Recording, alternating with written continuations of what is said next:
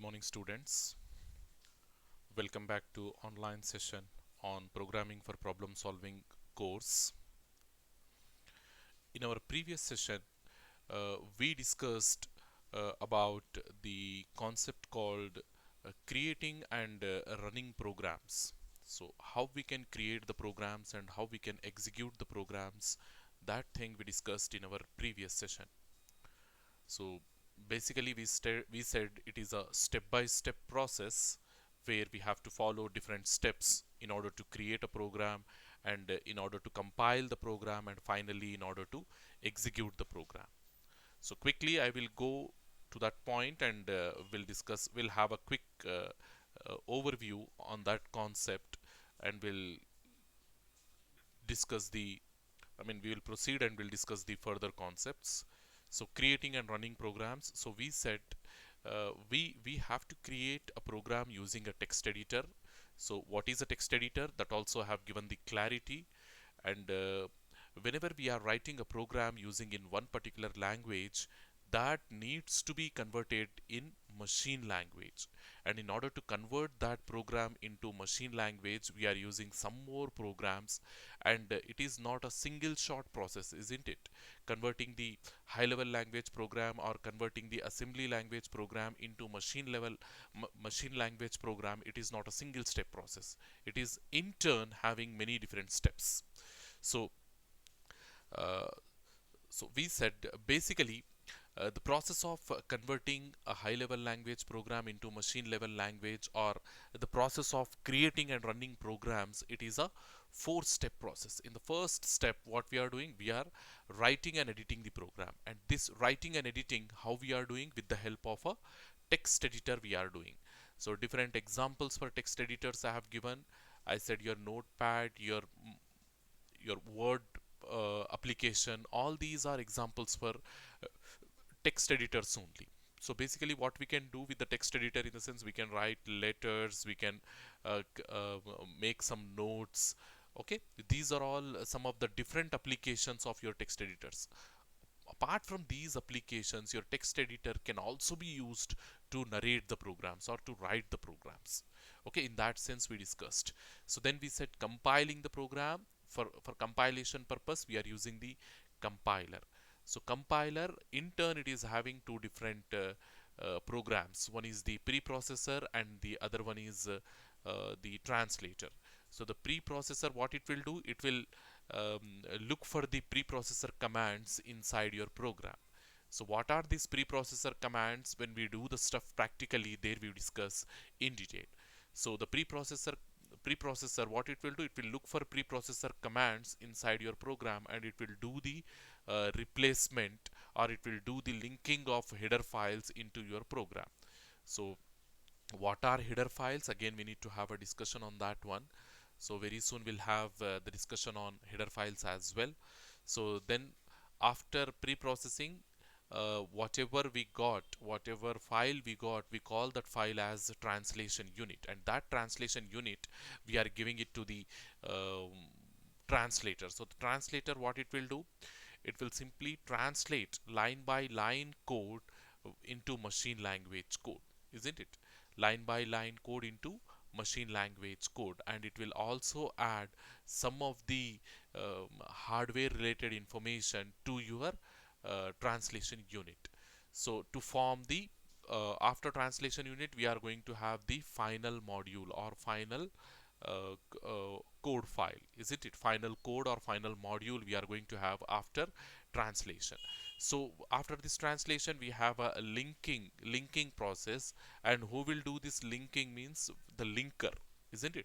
The linker program will link all the library modules into your program, or it will simply replaces the user defined as well as predefined function calls with their code. What are functions and what are function calls? Again, we need to have a discussion. So simply you remember, your linker will replaces all the function calls, both predefined as well as user defined, with its actual code. Okay, with its body of the code, we can say. So then finally, after this linking process, we are getting the executable module, and that executable module we are taking to the fourth step, that is executing the program. So once the program is ready for execution, I mean, once you have performed all these things, creating the source code, converting into translation unit, converting into final module, and converting into executable module, executable code. So what we have to do, we have to go for executing the program. And in this execution of program, what we do, we take the help of a special operating system command, okay, that is known as a run, and special operating system program known as a loader. So what this loader will do means, whatever executable code we will get after the third step, after the linker, that code will be saved inside the hard drive only. So we need to bring that executable code into the primary memory in order to execute that one, isn't it?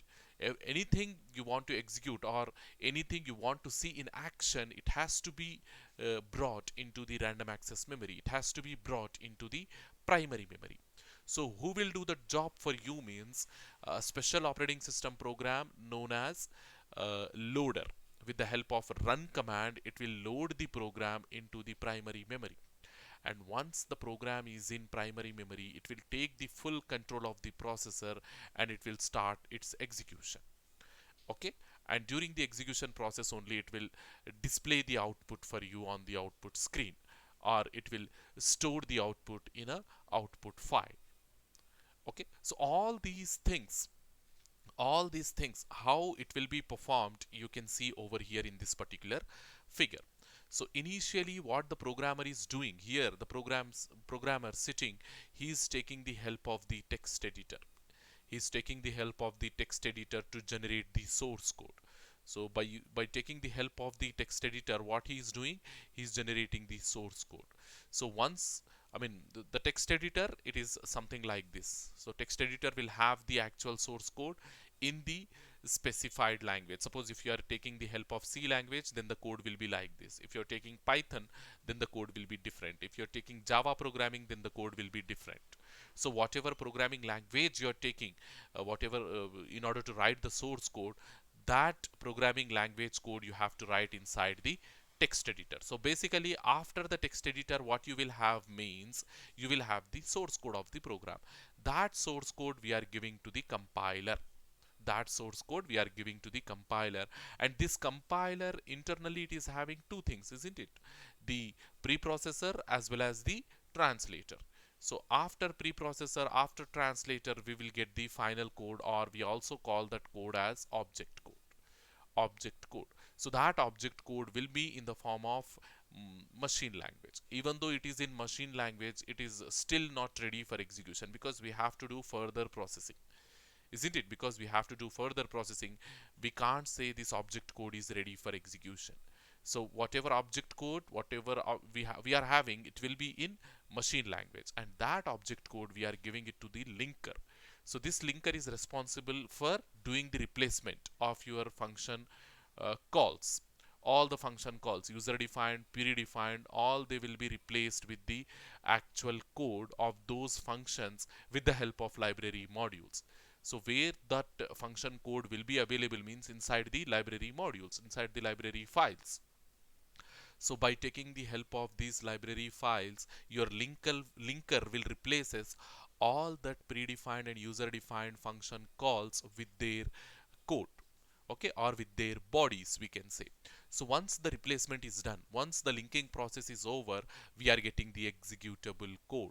We are getting the executable code, and this executable code, it will be in machine language, and it is ready for execution. As you can see, high level programming language, it is in English like statements, isn't it? We are having English like statements, but when we are talking about object module as well as the executable module, you can see the code, it is in zero. We are having only zeros and ones only, because both object code as well as executable code, they will be in machine language.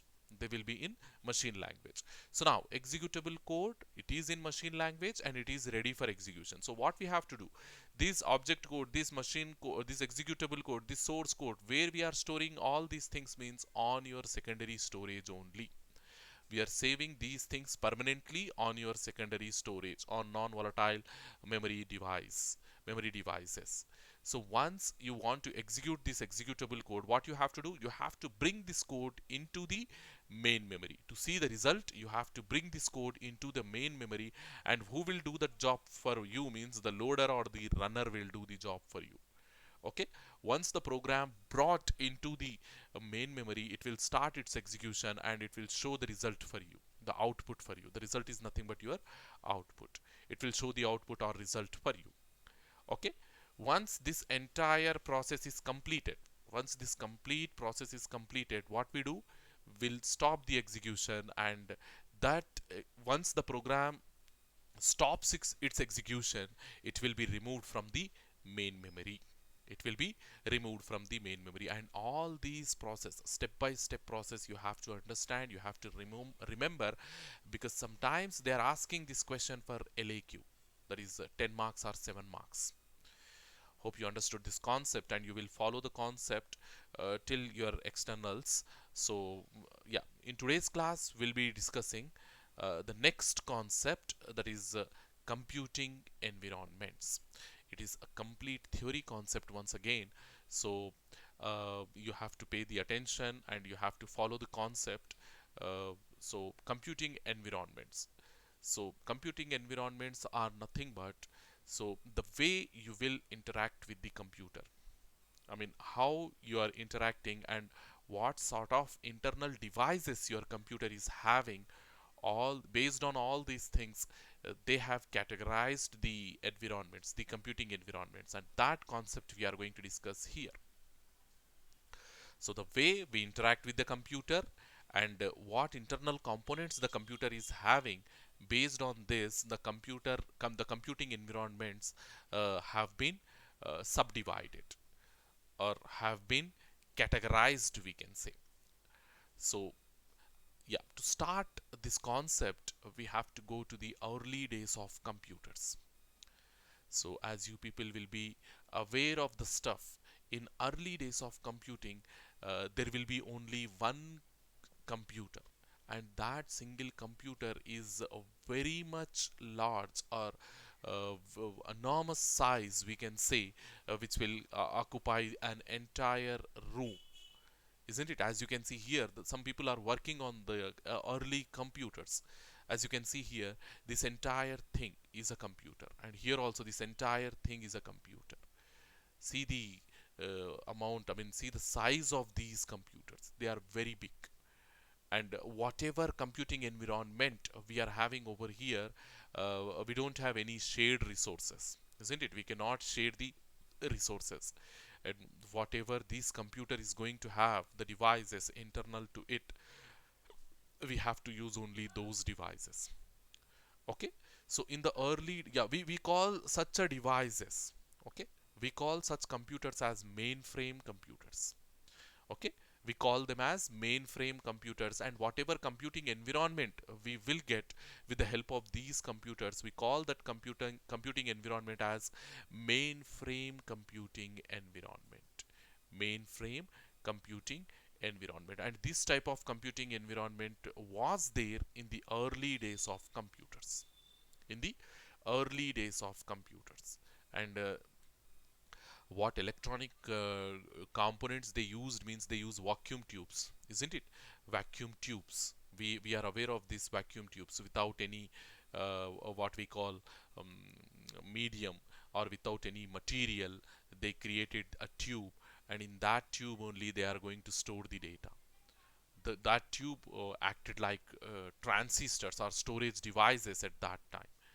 Okay, it is entirely a different concept, and it is not of our concern. So we'll just will have the idea and we'll move forward. So in the early days of computers, the computer's size was very big, and there was no interconnectivity between the computers, and because of that reason, there was no sharing of devices between the computers. Okay, and such a type of computing environment we call it as mainframe computing environment. Okay, mainframe computing environment. And whatever task you want to accomplish with the help of these mainframe computers, you have to give the task to only one computer, and you're expecting the task to be done only by that computer itself. Okay, as there was no sharing of resources, you have to remember this one, no sharing of resources from other computers or from one computer to other computer. Okay, such an environment we are calling it as mainframe computing environment.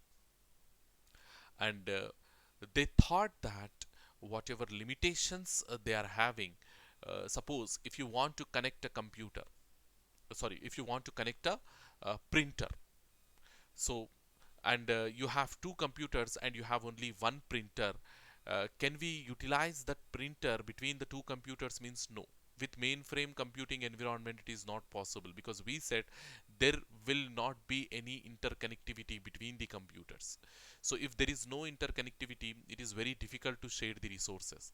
And if you have only one printer, means you have to connect that printer to any one of these two computers, and you have and only that computer can utilize the printer, and other computer it has to act like a without any printer thing, isn't it? So uh, at that point the computer programmers or the computer scientists, they thought that whatever environment they are having, it is not sufficient, and they have to go for some more flexible or more feasible solution where sharing of resources should be an option. Okay, so with this idea in their minds, some revolutionary thing happened in programming, I mean in computer world. So that is in the year 1971, we can say. In the year 1971, uh, uh, what we call an employee of Intel organization. As you people will be aware, Intel is one of the large scale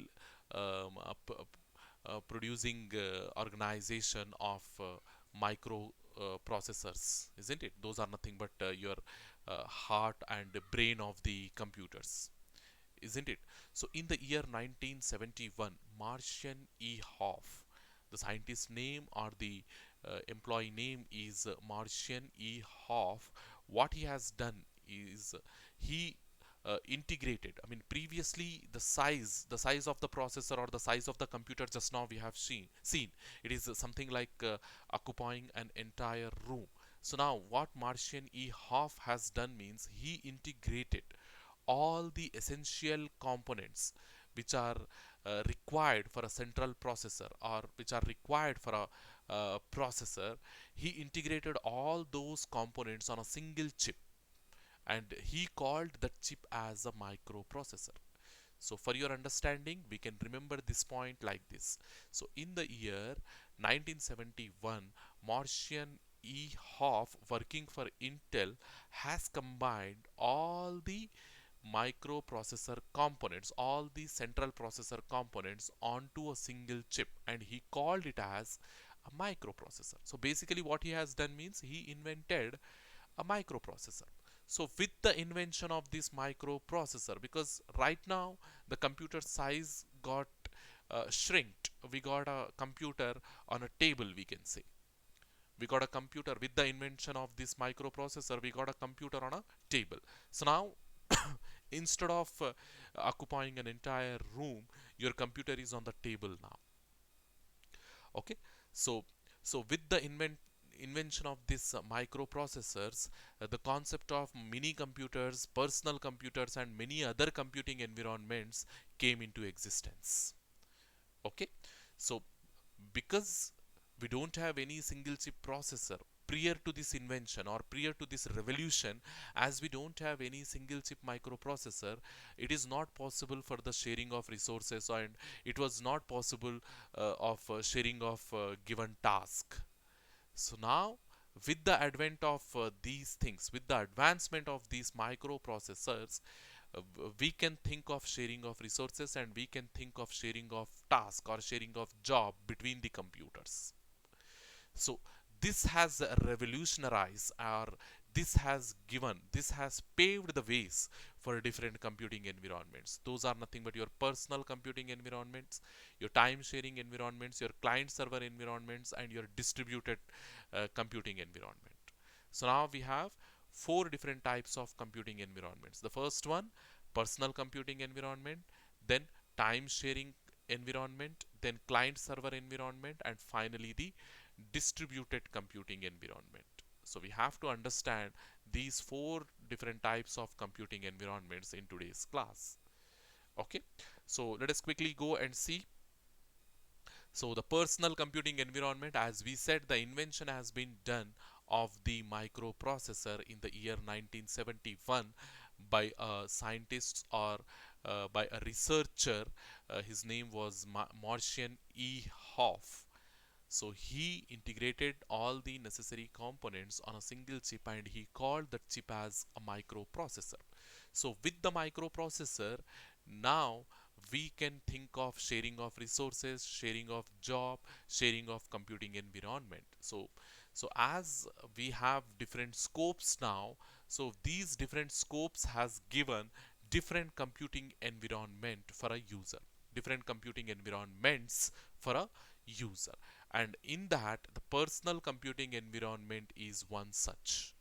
So what exactly this personal computing environment, what we are going to have inside this personal computing environment in the sense, this was the first computer on a single chip and they named it. So we said microprocessor has been invented by Marcian E. Hoff in the year 1971. So he called that microprocessor with name Intel 4004, and this was the first microprocessor, or we can say the first central processing unit on a single chip. Okay, so what exactly we are going to have in a personal computing environment in the sense, we are going to have all the necessary things whatever we need inside a single computer, like we need a storage device that we are going to have inside personal computing. We need a printer that also we are going to have. We need a display unit, output device that also we are going to have. We need a keyboard, we need a mouse. All these things we are going to have inside a single computer. So all the necessary computer hardware components, they are connected to a single microprocessor.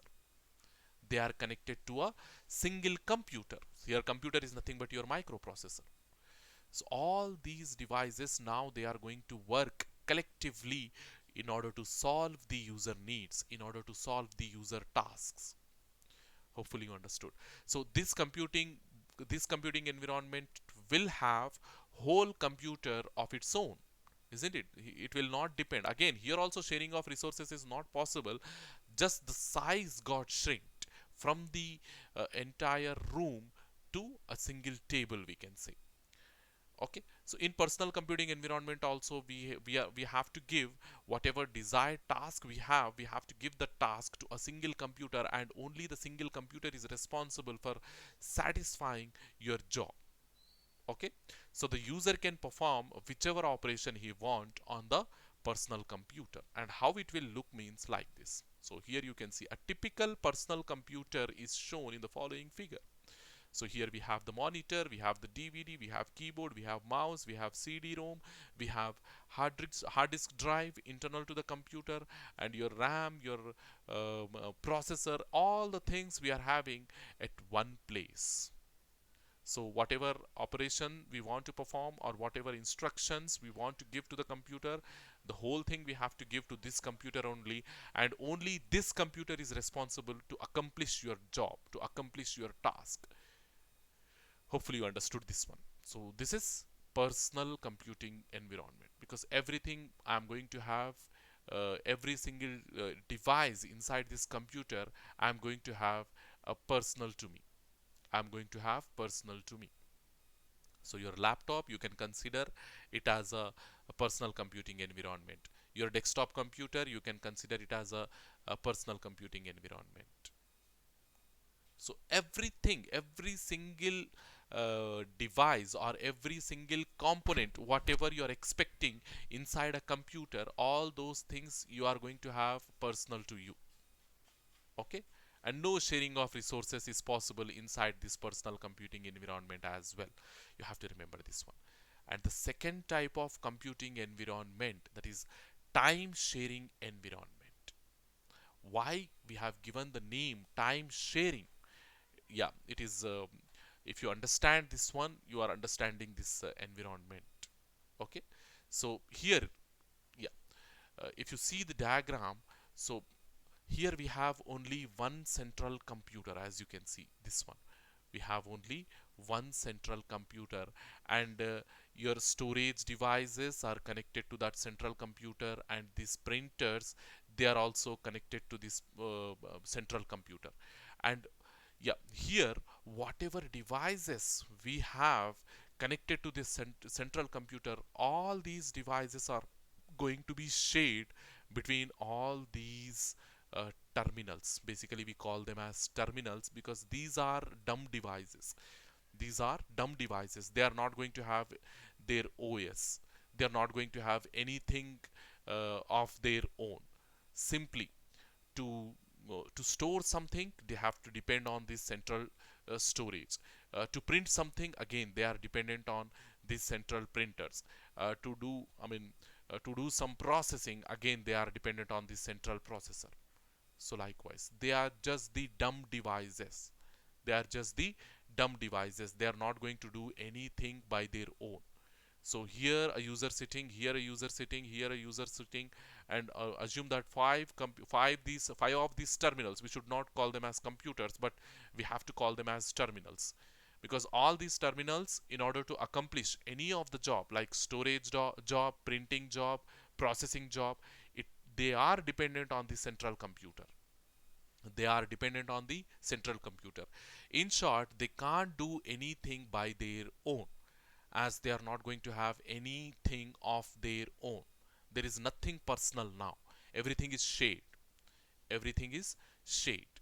So suppose this first computer, let us assume this is first computer, this is second computer, likewise this is third computer, and this is fourth, this is fifth.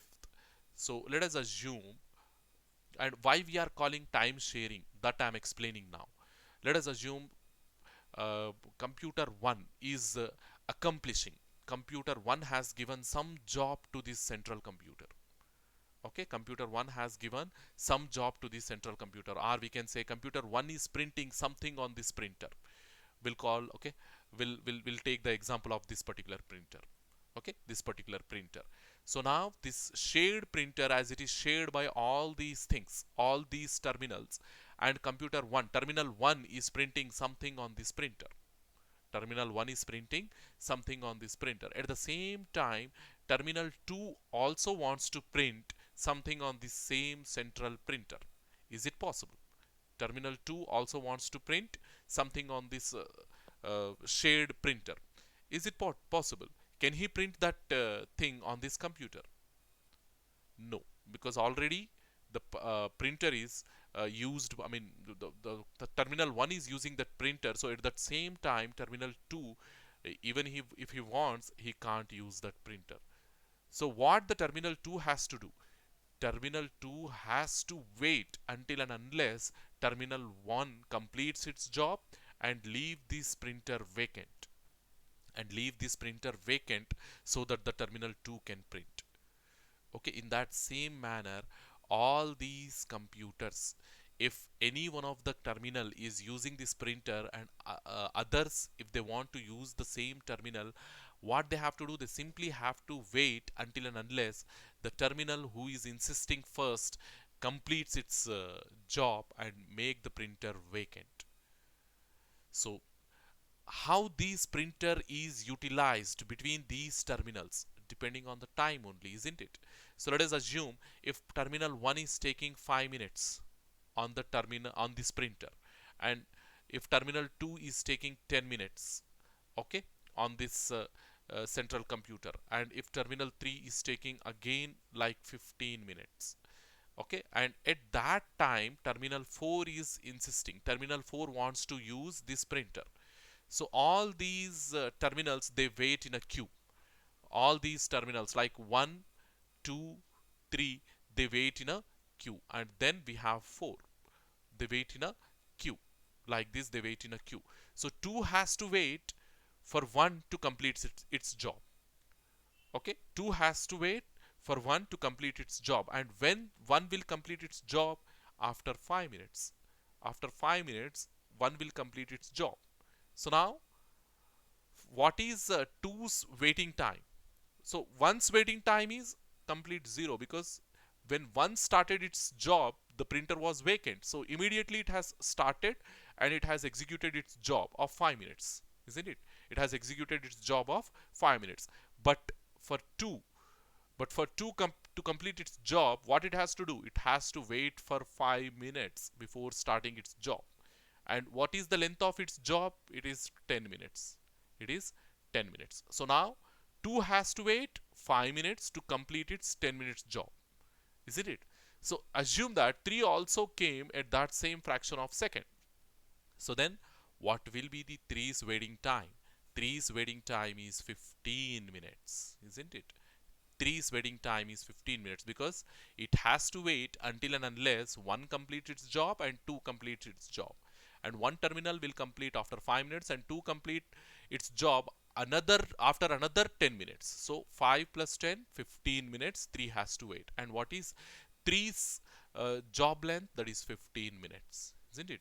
3's job length is 15 minutes. So likewise, your fourth terminal, it has to wait how much time? Because we have not given any specific timing for this fourth. Let us assume like 5 more minutes. Okay, so now 4 has to wait how much time? 15 plus 15, 30 minutes he has to wait before starting its job. So the length of this fourth job is 5 minutes. So likewise, they are sharing the central printer time. And in the same way, if they want to utilize the central computer, they have to share the central computer CPU time as well in order to accomplish their jobs. Whoever comes first in this time sharing computing environment will be served first. Whoever comes first into this time sharing environment will be served first. Okay, will be served first. Hope you understood this concept. So time sharing, why we are saying time sharing computing environment means because they all are sharing the computer resources based on the time only. Okay, so in time sharing environment, many users are connected to one or more mini computers or central mainframes. They use terminals which are non-programmable computers, or simply they are dumb devices. Okay, in the time sharing environment, the output devices such as printers and auxiliary storage, so whatever internal components or internal devices we are having in time sharing environment, all those things will be shared among the terminals. And they utilize these devices based on time, isn't it? Based on time. Just now I have given the example and I have explained the concept thoroughly. Okay, so the examples for this one is computer labs we can consider. In computer labs, we are going to have only 1 or 2 central computers, and all other computers we are going to maintain them as dumb devices. And these dumb devices, they utilize the resources of central computers. Hopefully you understood. Okay, so the whatever central device we have, the responsibility of that central computer or the responsibility of the central processing unit is it must control all the shared devices, all the shared printers, shared data, and it do the computing for all the terminals. Okay, these are some of the responsibilities of the central computer. Okay, if let us assume if the terminal count increases in time sharing environment, if terminal count increases, what will happen? The response time will delayed, isn't it? The response time will also increases and your central computer will become always busy. Okay, so generally what will happen? The users will get frustrated. So here, as you can see, for terminal 4 has given its job. Terminal 4 has given its job of 5 minutes, and he has to wait for 30 minutes in order to complete its job. Is it a feasible solution? No, it is not at all. Giving a job to the computer and waiting for 30 minutes to complete the job, it is not a feasible solution, isn't it? Nowadays, Nobody will accept that kind of computing environment. So that is the reason this computing environment is not having that much popularity. So definitely there is a need to go for further computing environment. We have to look for further solutions, and that one such solution is the client server environment. It is exactly same like your client, your time sharing environment, but instead of having central resources, here the clients, they are not dumb devices. They are not dumb devices. So these clients, they're also going to have their own CPUs, their own storage areas, and their own printers.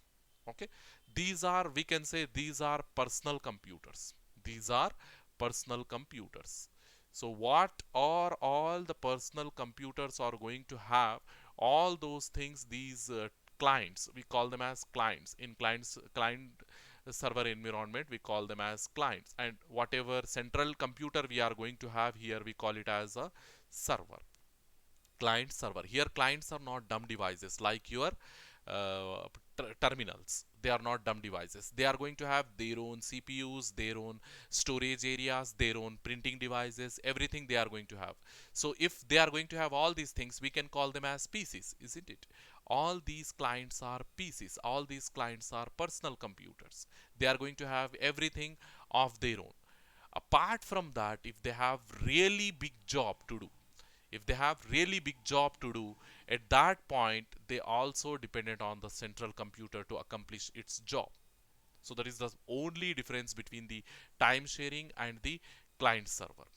Time sharing environment, the response time was very slow, but over here, as these PCs, they are going to have their own resources. Whatever small jobs they have, they will accomplish with the help of their local processor, with the help of their local printer, with the help of their local central storage devices. But if they have really big job to accomplish, if they have something, a bigger document to print, then what they will do, they will utilize this central printers. If they have some very big file to store, then they use this central storage. And if they have really big processing to be done, then they use this central computer. Likewise, here the work will be distributed between, the work will be shared between the client and the server. Okay, whenever the client feels flexible to perform the job locally, it will make use of the personal computer only. Or if the job is really big and the personal computer or the client will feel that the job has to be given to the server so that it will fulfill that for the client, then it will send that job to the server and it will accomplish the job at the server, and only the result it will be displayed on the client. So like this, you have the client server environment. So in this type of environment, the computing, whatever computing you want to do, or whatever operation, whatever job, whatever task you want to accomplish, that will be split between the client as well as the server, between the central computer as well as the user's computer, we can say. So the users basically use personal computer. Just now we said, as the users are having everything of their own, we call them as personal computers or workstations. Sometimes we also call them as workstations, so that some of the computing responsibility can be moved to the personal computer.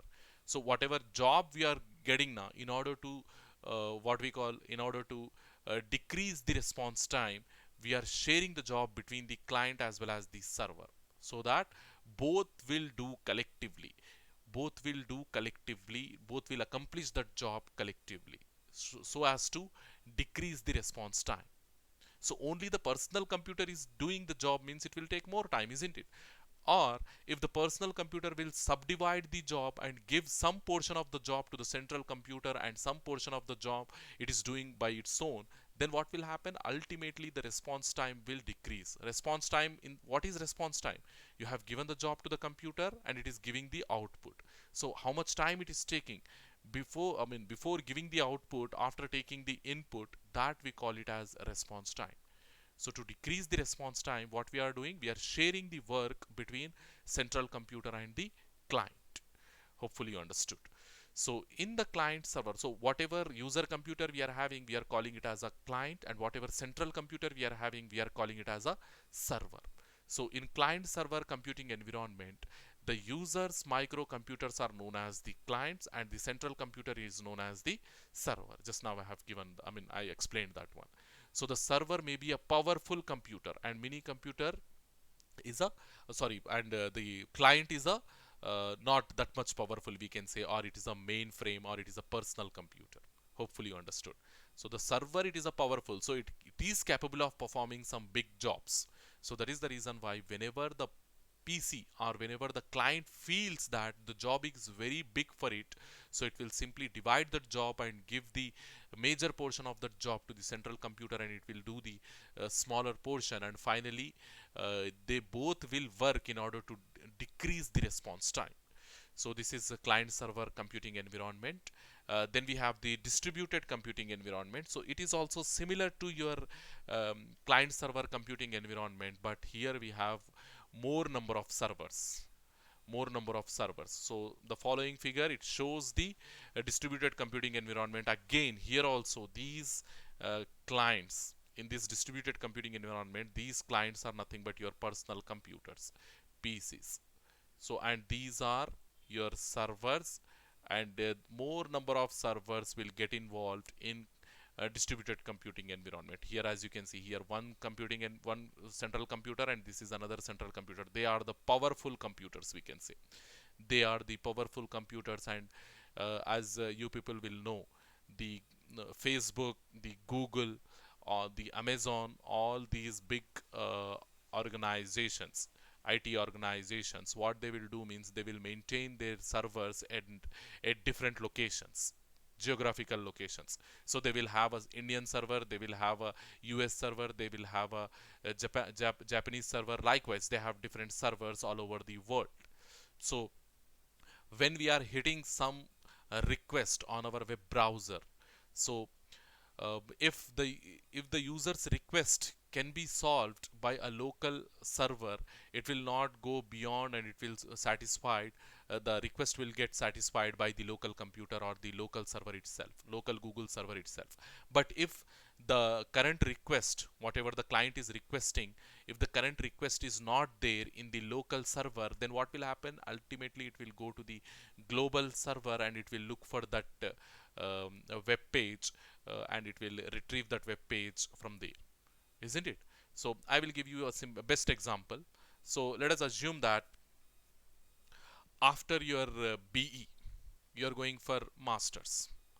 Okay, after your bachelor of engineering, you are going for masters.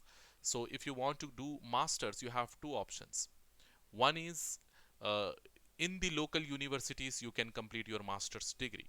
Local universities in the sense um, within India, or you can do the masters in a global level or international level, like you can go to Australia, or you can go to UK, you can go to US. There also we have different universities, and if you got a seat in any one of such universities, means you can go there and you can complete your masters. So before going there, before going to there, what you will do, you will apply for the master's seat, isn't it? You will apply for the seat, isn't it? So let us assume if you are applying in Indian university, so do you have to visit the UK server in order to do so? No. We are not going to the UK server, we are not going to the US server, you are not going to the Australian server. Simply what we are doing, we are going to the local server where our local university websites are stored, isn't it? So we are visiting that local server and we are downloading that website into our computer, we are opening that website into our computer and we are applying for that master's seat. But in case of foreign universities, in case of international universities, is it possible? No. Those foreign universities data will be maintained in uh, that what we call in that foreign servers only, isn't it? Suppose if you want to apply for a UK university, definitely you have to visit the UK server, isn't it? Even though you are hitting the what we call request on the local computer, it will first go to the local server, it will cease over there. As the website is not there in the local server, immediately what it will do, it will go to the global server. That is nothing but it will go to the UK server and it will fetch the website from that UK server to your computer. Hope you understood this concept. So in this way, all these servers, they are working collectively in order to fulfill the requests of these PCs. So from where I am requesting the website, from the PC only I am requesting the website. And if the website is locally available, so assume this as the local computer and this as the global computer. And if the website is available locally, the request will not go to the global computer. It will global server. It will directly come from the local server itself. And if the request is if the website is not available in the local server, definitely the request will go to the global server, and it will look for the website and it will fetch that website for you. So likewise, the distributed computing environment will work. Hopefully you understood these four different types of computing environments. The first one is the personal computing environment. Then we have the time sharing computing environment. Then we have the client server computing environment, and finally the distributed computing environment. So this is also one of the important question, one of the important topic from which they can frame the question. So you have to understand this concept. You have to prepare for this concept for your external exams. So in today's class, we'll be concluding with this computing environments, and in tomorrow's class, we'll be discussing how the program development has been done. Okay, how we do the program development, what steps we have to follow. Is it a single step process, or again it is a multi-step process? Okay, from the problem, because when we are generating or when we are writing the program means whenever we have a problem in our day-to-day life. So in order to solve that problem, we are developing some application. So development of application is nothing but developing writing the code, writing the programs, and how we are writing that programs in order to satisfy that problem. So all these things we discuss in our next class. Okay, many students, they're asking for textbook references and they're asking for material. So I suggest you to visit the library once. There you have a number of C programming books, and it is a good way of what we call preparing the stuff for you people. If you visit more number of books, if you refer more number of books in order to understand the concepts, okay, whatever idea we are giving over here, to some extent it is quite sufficient or quite enough if you are merely focusing on external exams. But if you want more knowledge on this subject, this particular subject, or this coding stuff, definitely you have to visit, definitely you have to refer multiple books from different authors, and the books which are not there in your curriculum as well you have to visit. Because as I said, this PPS or C language, it is the basis for all your programming languages, whatever you are going to study in your future. So you need to have some grip. See, we can also give the idea, we can also go into the subject very deep, but as you know, we have the time constraint. We have to fulfill, we have to complete all your syllabus, all your subject within the given time, and we planned in 50 sessions. That means we have to complete the um, overall PPS subject within that 50 sessions only. So yeah, as far as the notes is concerned and the textbooks are concerned, yeah, I too have prepared some of the material for you people. Okay, so if you go to my blog, so many people are asking how to visit my blog. So simply my blog URL is islafzalcsc.blogspot.com. Like this you have to type. See, islafzalcsc.blogspot.com. So this URL you type in your browser. I have forwarded this link to your group. You can refer from there also. Hit the enter key. So this will open my blog. So once you open my blog, you can see the reference books over here. See this, the center book, the Shazam outline programming with C. Okay, this is the reference book what they have given in your curriculum, in your university curriculum. Apart from this, you can also refer this first textbook. It is an he is an Indian author, Yashwant Kanetkar. You can also refer this Let Us See book by Yashwant Kanetkar. So we also have this third book. Okay, they are also Indian authors. You can refer this book as well. So he is a foreign author, and they have given this book as a reference book into your university curriculum. Apart from these three textbooks, these two are PDF and this is an HTML file, so you can open, you can work on to see. I mean, you can refer these textbooks. So yeah, after this we I have also uploaded some of the material on your what we call blog.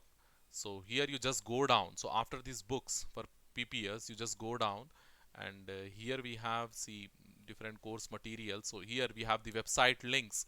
If you want to study the website, if you want to study the material over the websites, you can visit these three websites. They are some of the prominent websites where you can find the C language stuff. And yeah, I have also prepared unit wise solved questions. Okay, I have selected unit wise important questions, and I have solved them. So that material you can see over here. All these are PDF files. You can open, you can refer at any time. And we also have the lab. Many people are asking, sir, what we have to do in labs. So week wise programs I have kept over here, and Viva questions also, unit wise Viva questions also we have over here. So no need to bother about that one also. So then we have the unit wise, see the syllabus.